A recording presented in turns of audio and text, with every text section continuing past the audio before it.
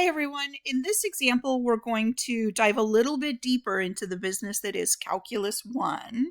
And we're going to start by focusing on an application.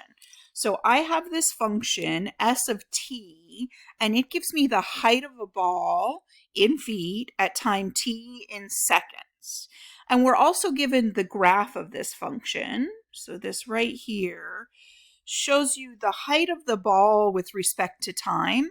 I do want you to be clear that this is not necessarily what the path of the ball looks like. We're not paying any attention to whether it covered any horizontal distance. This is just vertical distance, just height and time. So the actual path of the ball could have been just that it starts and goes straight up and then turns around and comes all the way back down. Or it could have been many other things. All we know is that its height behaves according to this curve right here. Our first task is just to describe the behavior of the ball on the time interval from 0 to 1 second, from 1 to 3 seconds, and then right at t equals 1. So what I notice is that the ball starts at a height of 48 feet. Over the first second, the height of the ball is increasing. When we're right at t equals 1 second, we hit our maximum height. So it's not increasing or decreasing there. That's its maximum. But then from 1 to 3, the height of the ball decreases throughout. And right at 3, I notice that the ball is hitting the ground. It's hitting s equals 0. So that's the behavior of our graph. The next thing I'd like to do is work on a new calculation. So I'm going to define this new thing, AV, and I'm going to calculate AV from 0.5 to 1 according to this formula right here, s of 1 minus s of 0.5 divided by 1 minus 0.5. You can get the s values from either the graph or the equation. I would say if the graph appears to be giving you an exact value, go ahead and use it. If you're in doubt at all, don't estimate from the graph if you have a formula. Sometimes you'll have no choice, but if you have a formula and you're not precisely sure where the graph is, go ahead and plug into that formula. We're supposed to be looking for s of 1, so we go to where t equals 1, we run up and hit the graph. It appears that we go through 164, and you can check yourself with the formula. This one's actually pretty easy. If t equals 1, we're getting a 0 in the parentheses, so we're getting 64 minus 16 times 0, which is in fact 64. For t equals 0.5, if we run up until we hit the graph, it looks like we're at 0.560. And again, if in doubt at all, if you think you're estimating and not getting the best possible answer, we can go ahead and plug 0.5 back in for t. So we would end up with 16 minus 1/2 squared.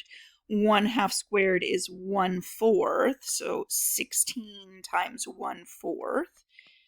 And then if we subtract that from 64, that's 64 minus 4, which is 60.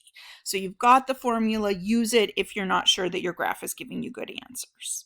Okay, so down below, I need to take 64 minus 60 over 1 minus 0.5.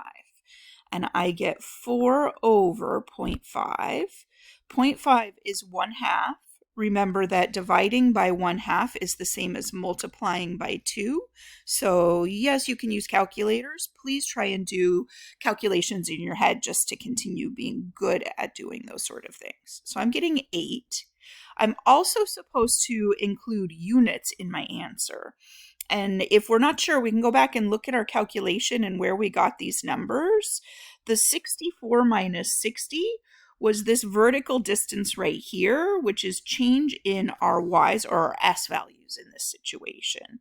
The units on that are feet. So this numerator, we can put it wherever we want. Change in s, we'll have units feet.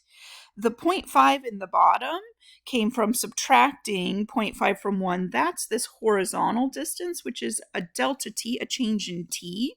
The units on t are seconds. So the units on this are feet per second.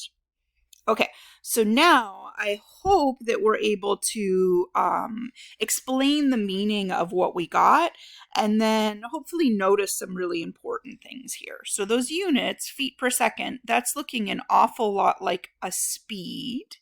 I also noticed that this calculation I did is exactly the same calculation I would do to get the average rate of change from 0.5 to 1.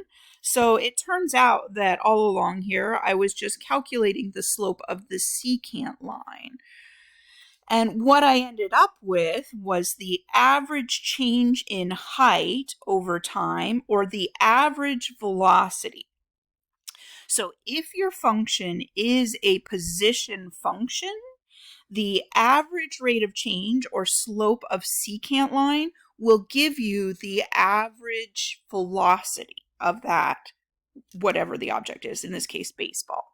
So again, secant line, slope of secant line, in the context of a position function is going to be average velocity. So there's a slope velocity connection going on when you're working on position functions. We'll stop there for this video and continue with average velocity and see what we can get to in the next one.